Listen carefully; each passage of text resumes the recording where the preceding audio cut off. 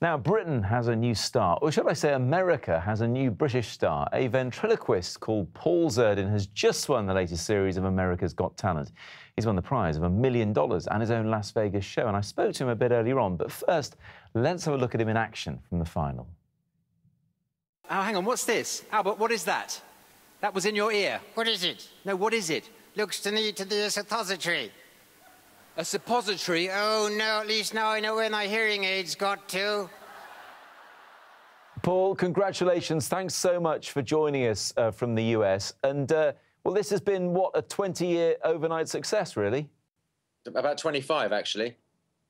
25, I beg your pardon. But even so, we know you over here. We've seen you in all sorts of things, but America didn't, perhaps, but now they certainly do. Yes, I thought I would just sneak over to the US earlier this year and have a go and audition for America's Got Talent. And I thought, well, I'll nip over.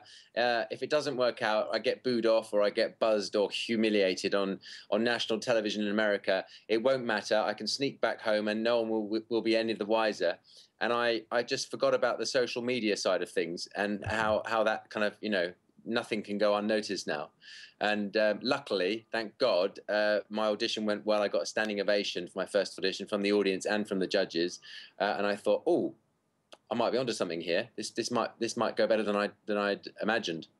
So how does it feel?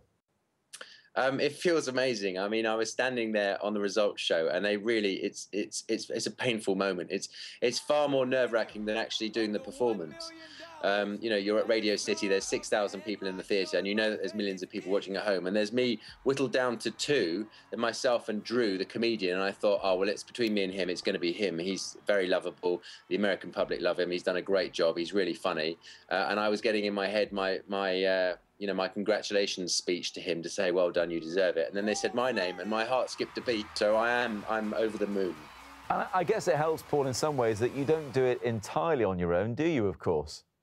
No, I've had some help, and I've put different characters in along the way, and kind of paced myself as well. So that's the one thing about this show. If you're doing well, you've got to keep upping the game each heat you go through. Yeah. And so I made sure that I had different characters, and I had something left to sort of put out the bag in the final, which I did. And I've got Sam here. What are you doing? Hang on a minute. What are you talking to? I'm talking to Matt. It's Channel 5 News. There's no one there. No, it's fine. You just look through there, you see. Hello? Hello, Sam. Hello, Sam. Congratulations. Yes, thank you. Who is this? It's Matt, I told you. Oh, hi, Matt. Hi, how are you? Very, very well, thank you. Are you enjoying your trip to the States? Because you've been doing very well there. It's been going quite well, actually, and thank you. It's all down to me. I guessed as much. I thought that was the case. I'm just going to ask Paul a couple more questions, if that's all right with you. Would you mind just going away for a moment? All right. Fantastic. He's very well behaved, Paul. Very well behaved indeed. We talked there at the start about it being a sort of 25-year overnight success, because people have seen you win talent shows over here. We've seen you do the Raw Variety. We've seen you on Sooty and Sweep. So did you think that was kind of going to be it? You would just carry on in that vein and never expected this thing to come along? It just makes me laugh that you bring up all the things I've done and you bring up Sooty and Sweep. That's hilarious. We love Sooty and Sweep, of course. We love Sooty and Sweep. Of course we do.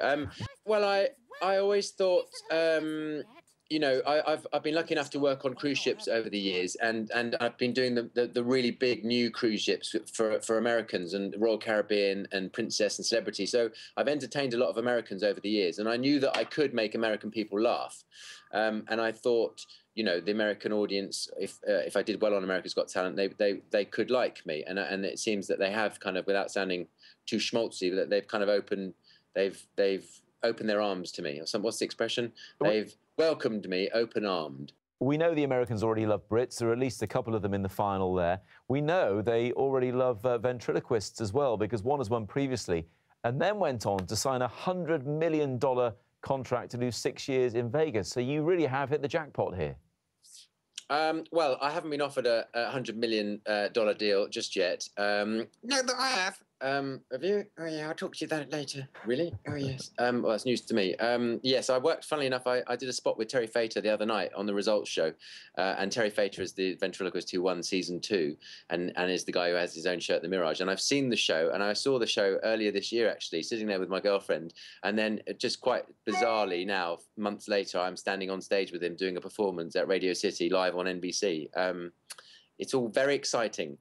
It is marvellous news. We're very proud of you over here. Don't forget us when you're in Vegas, but well done to you and Sam and everyone else as well.